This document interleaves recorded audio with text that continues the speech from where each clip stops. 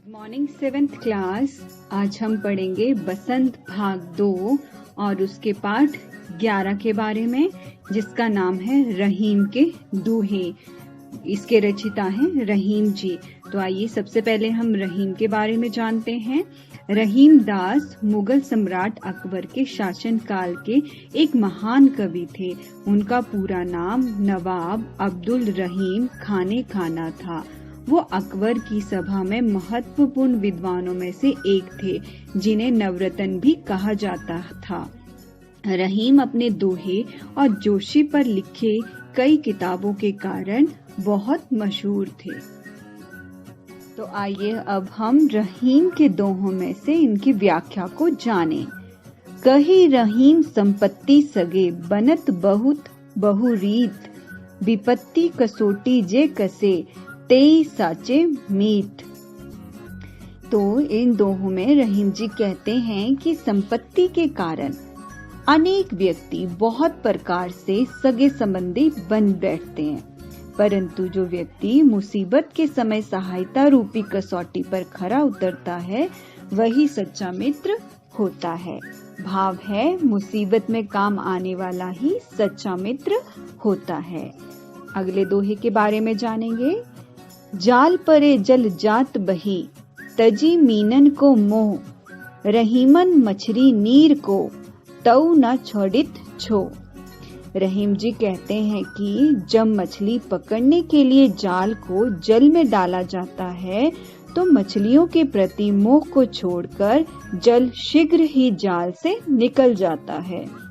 वह उसके बाहर बह जाता है, लेकिन मछलियां जल के प्रति प्रेम को नहीं त्याग पाती। वे जल से अलग होते ही मर जाती हैं। भाव है, मछली जल से सच्चा प्रेम करती है। आइए अब हम अगले दोहों की व्याख्या को जानें। तरुवन फल नाही खात है, सरबर पियर न पान, कहे रहीम पर काज हित, संपत्ति संचय सुजान। इन दोहों में कबीर जी कहते हैं कि वृक्ष अपने फल कभी नहीं खाते और न तालाब कभी अपना जल पीते हैं। सज्जन भी परोपकार के लिए अपना धन इकट्ठा करते हैं। वे दूसरों का भला करने के लिए अपना सब कुछ दे देते हैं।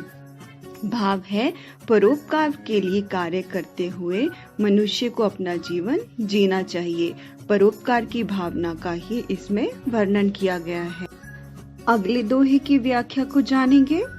थोथे बादर कवार के, ज्यो रहीम छह रात, धनी पुरुष निर्धन भय, कहे पाछली बात। रहीम जी कहते हैं कि कवार मास में आकाश में छाने वाले बिन पानी के खाली बादल उसी प्रकार गड़गड़ाहट की आवाज करते हैं, जैसे धनी पुरुष गरीब को जाने पर भी अपनी पिछली बातों को याद करके घमंड से भरी बातें बोलता ही रहता है।